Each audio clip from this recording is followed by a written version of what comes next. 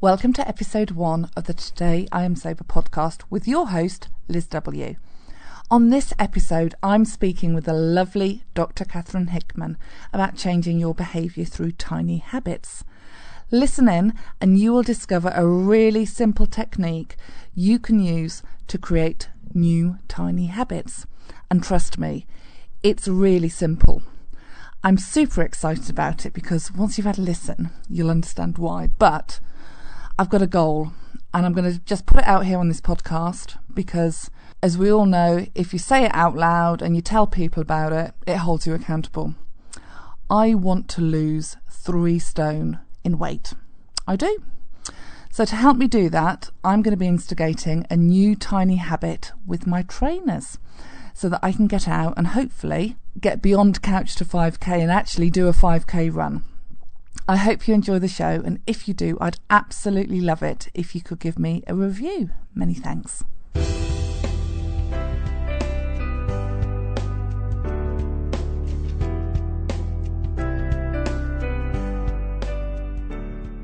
Welcome to the Today I Am Sober podcast. I'm delighted to have on my good friend, Dr Katherine Hickman. Oh, thank you so much for having me, Liz. I'm very excited about this. Oh, so am I. So, when we were talking before we pressed record, one of the things I shared with you was the fact that I think we should celebrate the fact that you are a doctor. You spent 5 years at medical school, and you spent over 19 years as a doctor, with 12 of those practicing as a GP. So, whoop whoop for all of those kids that are. Yeah, absolutely. For all of those kids that are out there that aspire, to help change people's lives medically, it's hard graft, isn't it, going to medical school? Yeah, it is. And we tend to get pretty bad press as doctors. There's a lot of doctor bashing in the press. So, we need to celebrate. We need to celebrate doctors and nurses, and all the other healthcare professionals that I work with. We are there to help. We don't always get it right, but we are coming from a place of help and compassion.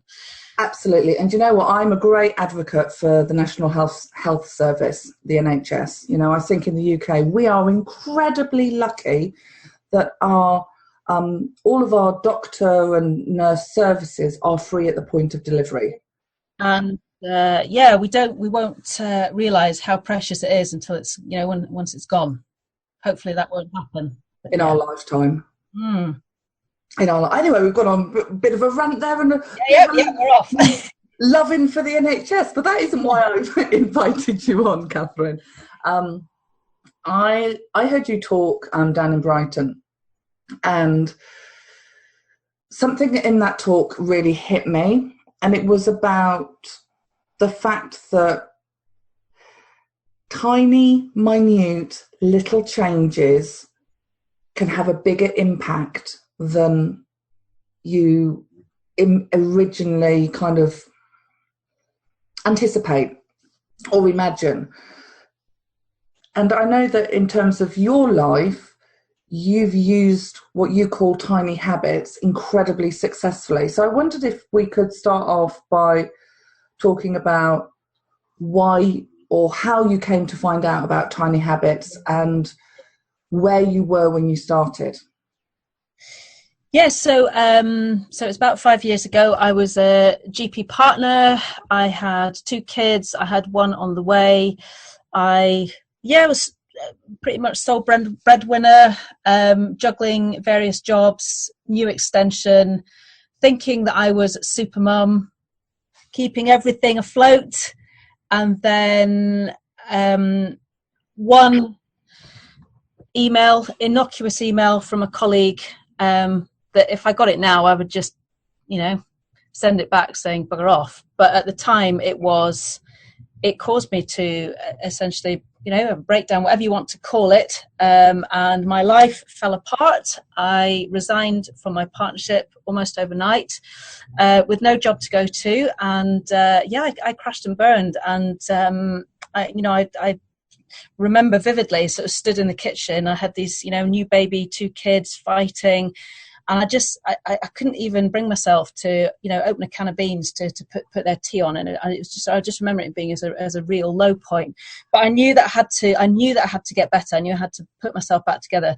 And I started, not had any experience of meditation, but I started with the Headspace app, and I just started doing it on a regular basis, just very, very short period of time in the morning. So I'd turn the kettle on, do, up to 10 minutes of meditation a day. And it didn't work miracles, but over time, I started to really value that time in the morning, and it was sort of set me up for the rest of the day, and other positive things started happening in my life. I started being more relaxed. I started sleeping better, eating better. I started to socialize, and I started to exercise, and I just felt that things were starting to slot into place. And I remember thinking that it must have been the meditation that was kind of magic. And this journey sort of over the 2 years, putting myself back together, led me to realize what I had was burnout. I'd burnt out, and actually it's far more common than we think, especially among medics. And led me to a guy in America called Dr. Drummond, who's a physician burnout guru. And that then led me onto his book, where he mentioned a guy called BJ Fogg.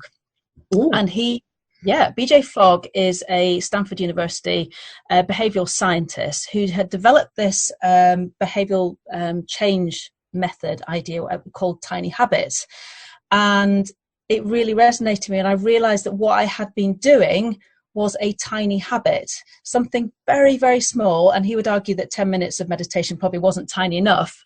But I was starting my day off with something tiny that had then grown into something much bigger. So now I will regularly do 20, 30 minutes of meditation every day just to start my day off. But it started off very, very small, with just sort of opening up the Headspace app and getting my head around as to how I was going to implement this into my life. Okay. So can we go back to that email, because you made it sound, it's funny, isn't it, when we look back and we talk about what happened to us, it very often is a bit like a Hollywood movie. There's the kind of there's a moment in the kitchen, the mum can't open the baked beans, and then the next day she's meditating, and then you fast forward and she's fine. But in that moment, when you got that email and you reacted in a way that you wouldn't today, there's lots of pain there, isn't there? Emotional pain, and that's a really tough place to be, and in as a moment in your life and in time. And actually, that low point is very hard to get out of. Once you're at a point where you can't open the beans for your kids, or you're hoovering and you need to leave the hoover in the middle of the floor. And it sounds really simple, doesn't it, to say? And then I started meditating, and 2 years later I'm fine. But actually, I bet in those 2 years it was still almost roller coaster like in terms of your personal recovery and in terms of healing yourself. Yeah, I mean, it's almost like a bit of a grief process. So I think I'd be fine, and then something would trigger me, and it would take me right back to that really dark place. I started at a new surgery, and one of the receptionists said, "Oh, so, one of the partners wants to see you." So I felt sick. I thought I was going to get told off, and actually, what he was saying was, "Oh, I'm so sorry that I've not introduced myself properly." And I was like, "I thought you were going to tell me off." I was like, what? Ridiculous. But it's this whole imposter syndrome. I felt that I was a failure. I felt I was a failure. I had burnt out, and it was all my fault, and I had let everybody around me down. That I'd let my kids down, my husband down. I was meant to be the main breadwinner, and I just walked out of my job. So yeah, I felt like a failure. I can so resonate. On May 7th, I think it was May the 15th, 2016. I'm 3.5 years sober, and I'm 7 o'clock on a Monday morning, and I woke up and I could not comprehend getting in the car and going to work. and I think I'd been up since about 4 a.m, which is a god awful time to be up.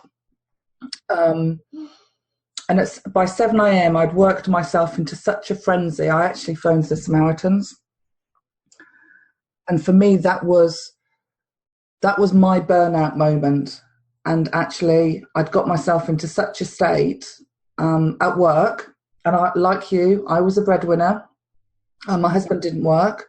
We had how old was our son? Who would have been 10, 11? No, 10, 9, 10. And that feeling and that despondency and that, oh my God, how have I allowed my life to get to this point? I wouldn't say, was I suicidal? I've actually got quite a high life drive, as they say. I believe in life and I want to live. I think, which is one of the reasons I managed to accept help and get sober in the first place.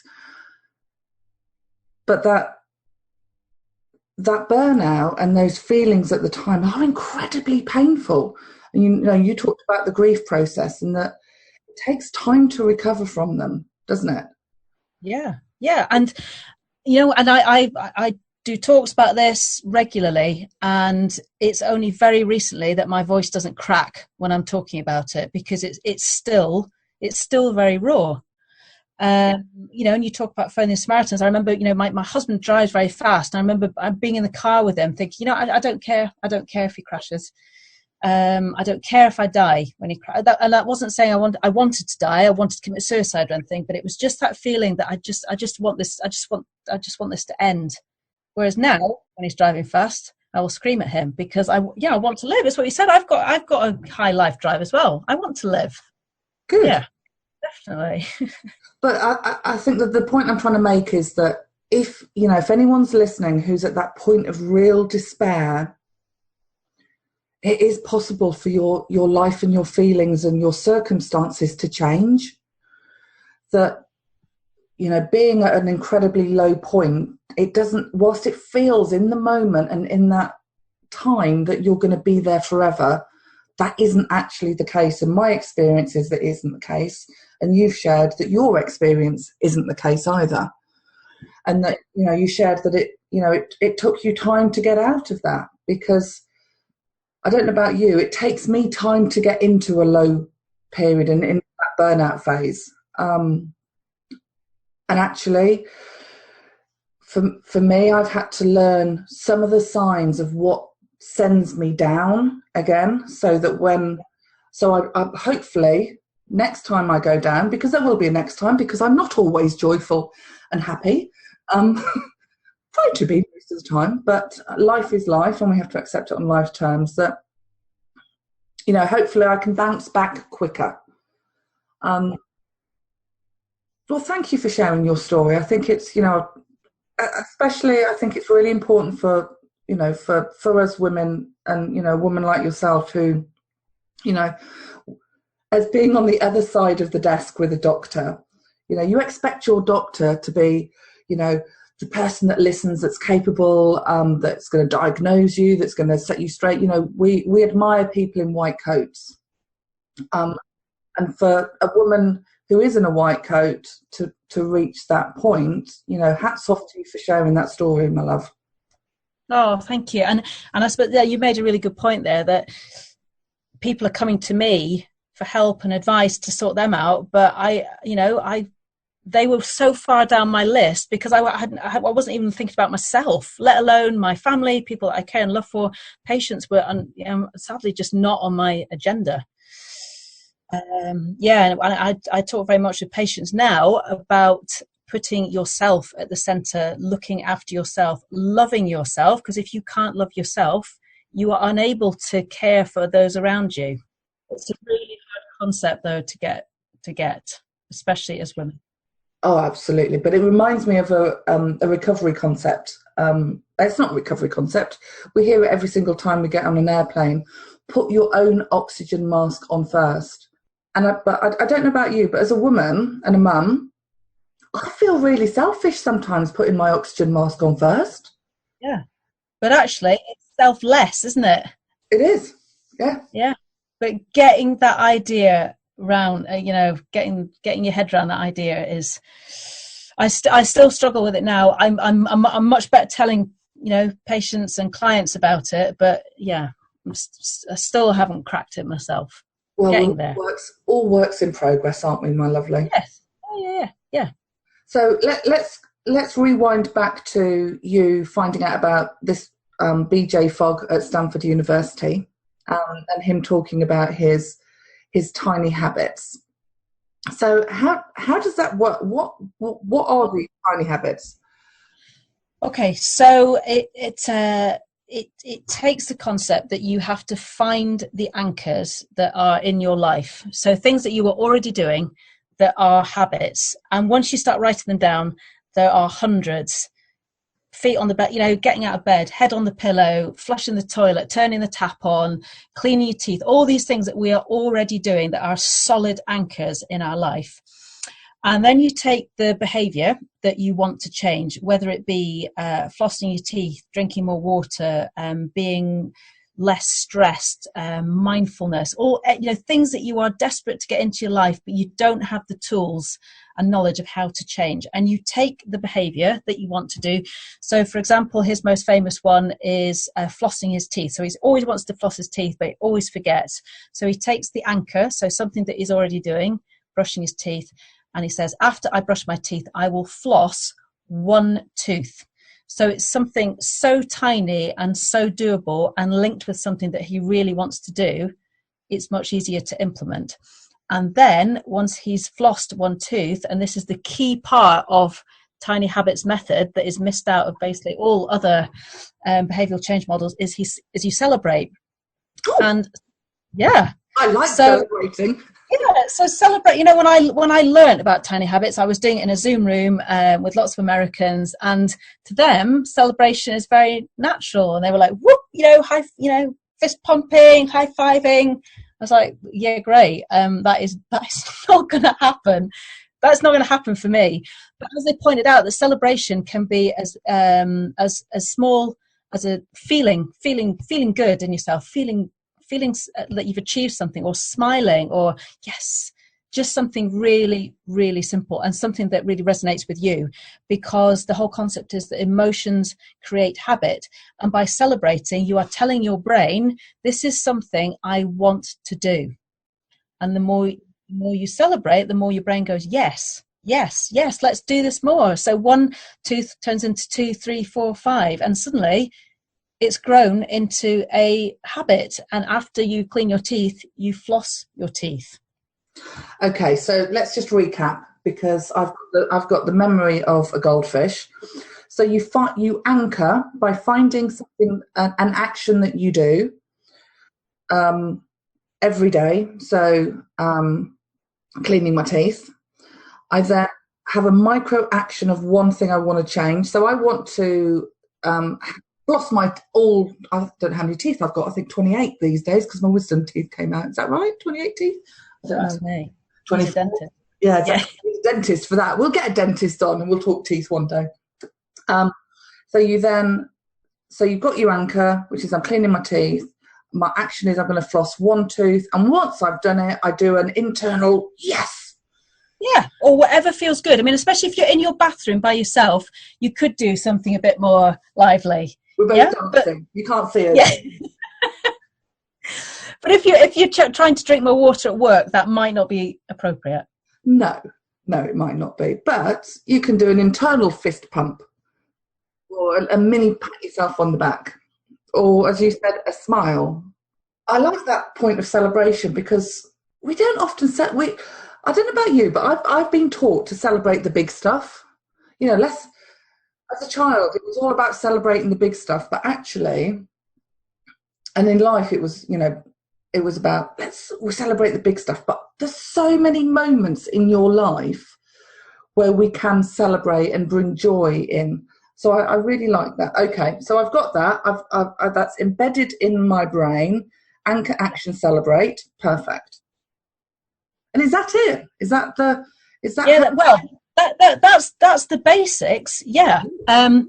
So a couple of things that I love about this is the fact that we are all human, and these these habits, for example, take the running habit. So committing to running 3 times a week. Now, the recipe could be, after I walk in the door, I will put on my running shoes and celebrate. And that's all you need to do.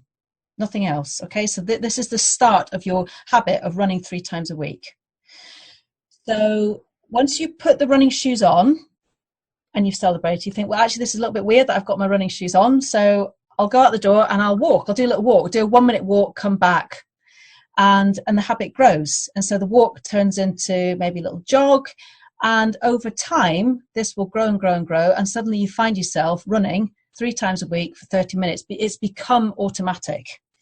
But there will be days when you walk in the door and you'll have had a crap day at work and you're knackered and you know there's a tub of ice cream in the fridge and you know that you're not going to go for that run. But instead of not doing anything, you revert back to the tiny habit. You put your running shoes on and you celebrate, and then you take them off and you have that tub of ice cream. So you've still been a success. Because if you walked in that door and didn't do anything, didn't put your running shoes on, your brain would have clocked that as a failure. And it's much more easy to fail the next time. Whereas actually you've walked in the door, you put your running shoes on and you've celebrated and you've still achieved. If you hadn't put your shoes on, you wouldn't have achieved and you'd have felt like a failure.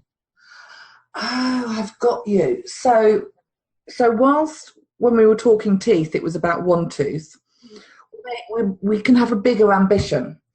So, I'm sure my GP's told me to go running 3 times a week, and she may have suggested the Couch to 5K app, but I've never got as far as putting my trainers on, if the truth is.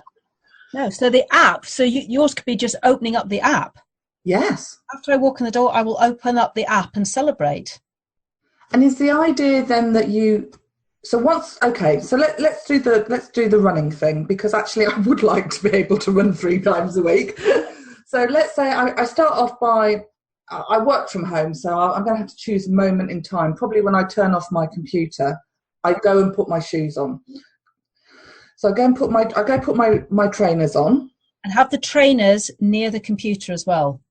So because just by walking down the stairs or wherever the trainer's normally kept, suddenly you get distracted by everything else. So you want them in the environment.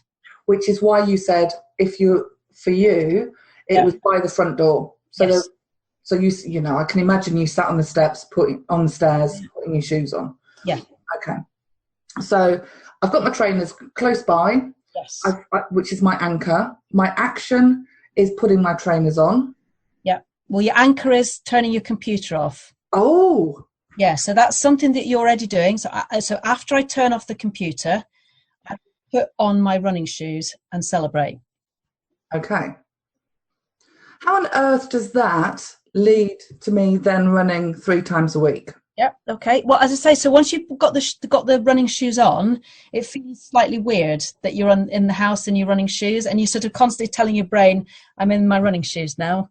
I should be running." Oh, and that's when you said you walk outside and you have a minute. Oh, I see. Okay. So does this work on breaking bad habits? So, for example, I'm a smoker for my sins. Does this work breaking, let's say I want to stop smoking. Would this work on wanting to stop smoking as well? So not specifically, but what BJ Fogg talks about, so you take the habit, so the habit that you want to stop is the smoking, and you almost imagine this habit as a ball of wool with multiple different colours of wool.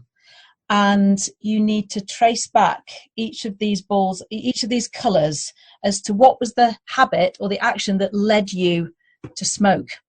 So there will be lots of reasons why you still smoke, why you started smoking, and it's almost like breaking that down. And then each habit that leads to that, what can I do to almost like introduce a good habit instead of a bad habit? So I think it's about focusing on. So I know some people have sort of said, after I take out a cigarette, I will start walking. So it's almost like, so you're doing something healthy while smoking. So then it always tells your brain, well, this is good. It's really nice walking, but oh God, I am smoking, which is kind of like a bit counterproductive. And it might be that you'll walk a little bit further before you light up that cigarette. Right. Do you know what? I'm not going to stop smoking today. I've decided. So no, and but you know, as a GP, you know, one of my passions is helping people to stop smoking, and I very much, it's sowing the seed. I see these patients regularly. I ask them every time. I don't tell them off. I empathise, and they go, "Not today." That's fine, but one day I will say it, and one day they will want to do it, and the stars will be aligned, and I'm there to help and support them, not shout at them. Oh, well, do you know what? When the day comes that I want to stop smoking, I will contact you. Cool. That's when it's time. Where do I start, my love? Why does it, you know, I know that you're a behavioural, I can't even say it, behavioural change coach. Yeah. So why is this so powerful in changing people's behaviour? So I think, so again, something that BJ Fogg talks about is the information fallacy. So where we give people information and we think that by giving them information, it will change their attitude, and then it will change their behaviour. But it doesn't work like that. You know not to smoke. You don't need me to tell you not to smoke. By telling people you need to eat 5 pieces of fruit and veg a day, you need to sleep 8 or 9 hours, you need to exercise, you need to do 30 minutes, it is not going to change what we do. And I think this is the bit that is missing I think it's missing from a lot of coaching. It's certainly missing from a lot of medicine. I suppose the trouble for me as a GP is I've only got 10 minutes to try and get this across to patients. But it can be done. And I had a patient recently, bought a running machine. True story, this. Bought a running machine, and she got on it. She was like, she wanted to run for 30 minutes, and she got to about 3 minutes and nearly died. And she came, really quite upset about how she was going to actually do this. And I said, whoa, you need to quit with the 30 minutes and take it right back to that. When I see the running machine, I will put on my running shoes and celebrate. And she looked at me like I was completely mad. I didn't have time to go into the details of tiny habits. She just looked at me like I was mad. And 3 months later, this patient walked in the door who I didn't recognize, and she'd lost 3 stone. And it all started from that one tiny habit, because it grown into running, and she felt healthier, so she stopped eating rubbish, and she looked and felt amazing. So it can be done, and that is absolutely my mission, is to bring tiny habits into the NHS. So my other passions is asthma.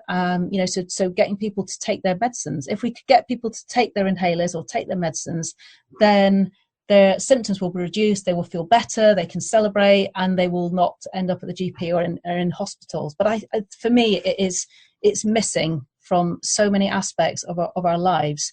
We know what we want to do, but we don't know how to do it. Well, it's funny, actually. I'm just thinking, we're moving house this week, and for the first time in our lives, for the first time in our married life, we are not paying someone to physically pick up the boxes, put them in the lorry, drive the lorry, and then unpack them at the other end. We're doing it all ourselves. Yes, exactly. This has not been a popular decision with me in this house. However, it's a trade-off. Do I have new carpets, or do I pay a man to move, or a woman to move my boxes? So actually, this woman is moving boxes, and I'm going to get new carpet at the other end. So for me, that's what's keeping you going. Yeah, that's what's going to keep me going. But actually, I'm now at the point where I think we've packed 50 boxes. The house is in uproar. And I'm getting really tired. And we've got 4 days to go, and probably a quarter of the house has been packed. So I need to find a little tiny habit. Help me find a tiny habit to get some more boxes. So one of the ones that I use in my life. So we have a cellar where my husband goes and has exercise by, and it's a dumping ground. But that's where the washing machine is. So my one is, after I put the washing in, I will take one thing up with me. And and celebrate. And so once you pick one thing up, oh, actually, I might as well take a few things up now I'm down here and get rid of them. Okay. So it's about seeing what, after I walk in that room, I will sort one thing. Oh, I could do that. Yeah. And once you start with one, you kind of get in the groove and you start doing more, and it's just making that first step, that domino step. The thing that I talked about at Brighton was, the washing mountain.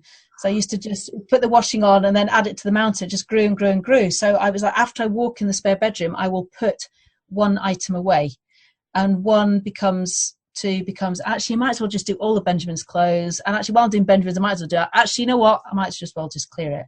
And it's clear. It doesn't happen anymore. It's become automatic. And when I heard you talk about the washing mountain, I think I fell in love with you that day, because you mentioned super women earlier. Careers, money, kids. We're supposed to have it all. We're supposed to exercise. We're supposed to look beautiful. We're supposed to have great sex lives. We're supposed to remember everybody's birthday and send cards. Yeah. Make sure the kids end up at the right party at the right time with the right gift, and that we've got fuel in the car on a Monday morning for the school run. Lots of stuff going on. But when you shared that you have a washing mountain, I was like, oh my God, I love this woman, because I've got one too. Where did all these socks come from? There's only 3 of us in our house, and my son and husband both wear white sports socks. And my son's feet are now bigger than my son. My son's feet are bigger than my husband's, even though he's only 14. And I'm like, these socks just seem to... what's the word? Multiply. Multiply and grow on their own. It's like, oh, God. Reproduce. They do reproduce, don't they? It's like, oh my God. So I remember you saying that about, because my natural instinct with my washing mountain, because I'm good at washing it and getting it clean and dry. Yeah. The putting away part. Oh, God. Oh, it's boring. But actually, this is a really important part of Tiny Habits, is that it doesn't rely on motivation. So my motivation to put the washing away was absolutely rock bottom. I just didn't want to do it. I hate putting washing away. So it doesn't rely on changing your behavior, doesn't rely on motivation. It relies on you making a tiny action. And that's the thing, I was kind of saying about the running. When you come in and you've got absolutely no motivation to go for a run, you can still do a tiny habit. And it's giving you the ability to do something tiny, even when you are at rock bottom and have absolutely no motivation whatsoever. You have to have a tiny bit of motivation, but not a huge amount. And that's the thing when we talk about behavior change, we talk about you've got to want to do it, you've got to be motivated to do it. Whereas actually, we're all human, and our motivation goes up and down like that.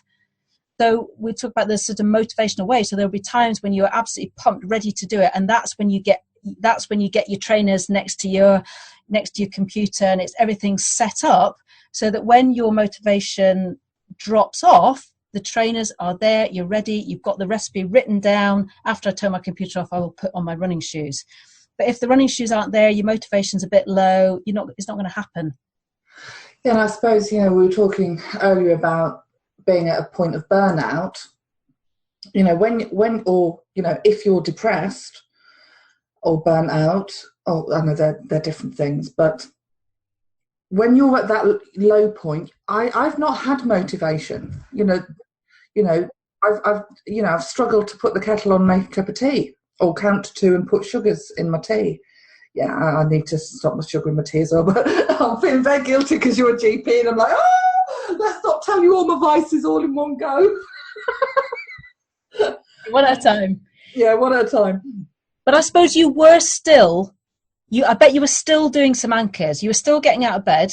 Yes. You were still probably going for a wee. Always. Yeah. You were still probably, although it was struggling, but you're still probably putting on the kettle. Yes. So even when, you'd have to be pretty extreme, and that would need hospitalization. If you were so depressed you couldn't actually even get out of bed. Yeah. But you are still doing things that are anchors, and that's where you need tiny habits attached to these anchors so that you can still do it when you're at a really low ebb. And this is what I love about what you're saying, is that it's possible, irrespective of where you are, of how you're feeling and what your emotions are like and what's going on in your world. It's about those micro, really tiny things that you can do. And I think you're right. It's about identifying what the correct anchor is. Because, you heard me when you corrected me saying, no, the anchor is not you looking at your shoes. The anchor is you turning off. Yeah, the computer, what you're already doing. Exactly what you're doing. Yeah, and BJ Fogg talks about, he's got tens of thousands of data points that he's collected over the years, and the habit that has become most automatic for his clients is, he calls it the Maui habit. He spent a lot of time in Hawaii, and it's the habit of, after I get out of bed in the morning and put 2 feet on the floor, I will say, today is going to be a great day, and celebrate. Now, you might not believe that, but you are starting your day off with something positive, tiny, which will hopefully start to have a ripple effect throughout your day. And if you are at a low ebb, that is one way to start your day with. And also to look at sort of bookending your day with, after I put my head on the pillow, I will say I'll say out loud or in my head one thing that I'm grateful for, and celebrate. And certainly, I write these out for patients, particularly patients who are, they come because they want to lose weight. I know that they need to lose weight, but actually we need to start from a place of self-compassion first, and starting to love themselves and feel good about themselves, because most people that want to lose weight don't feel very good about themselves. And actually, me telling them you need to go for a run and you need to eat vegetables, and they'll tell me to piss off and won't come back. Whereas actually I say something like, do you like yourself? Do you love yourself? Do you think, are you happy? No. What are you grateful for? I'm not grateful for anything. Okay, well, I want you to go away and think about something that, when your head hits the pillow tonight, think of one thing that you're grateful for. And then you can think about all the things you're ungrateful for. But you are ending your day on a positive note, and starting your morning with something positive as well. And I think it's about giving people hope. That's the thing, because if you've got a massive shift to make in your life and you're feeling low, it's very, very difficult to know where to start, which is kind of brings us back to the beginning when we're talking about where do you start with this when you're in a really, really low place. Whereas actually it's about having the tools that you can implement really, really simply when you're at your lowest ebb. Brilliant. Do you know what? I love you to bits. I wish you were my GP. Oh. God, I might even move up to Yorkshire. Got to leave. No, seriously, please, listeners, don't all Google Katherine, find out where she works, and go on her list. Oh, you're fabulous, darling, but I'm sure. Oh, thank you. You've got too many patients as is. Okay. Well, Katherine, it's been a real joy talking to you.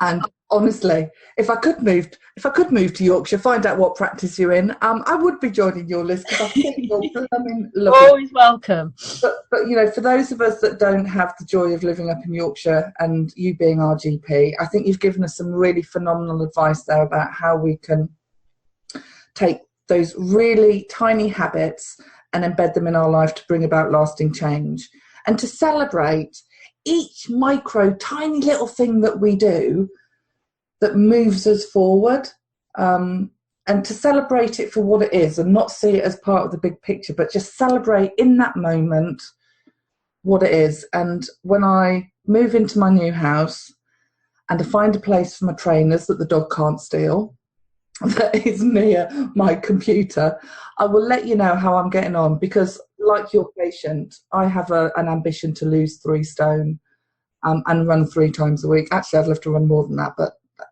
that's for another day. How can people contact you?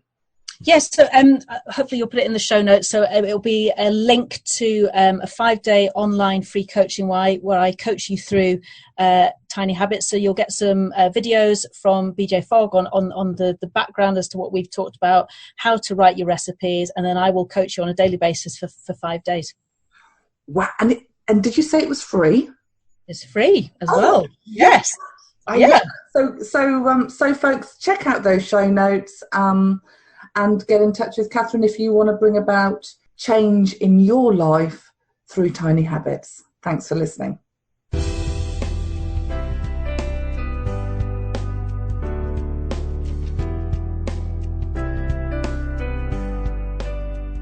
Thanks for listening to this episode of the Today I Am Sober podcast. I hope you enjoyed it.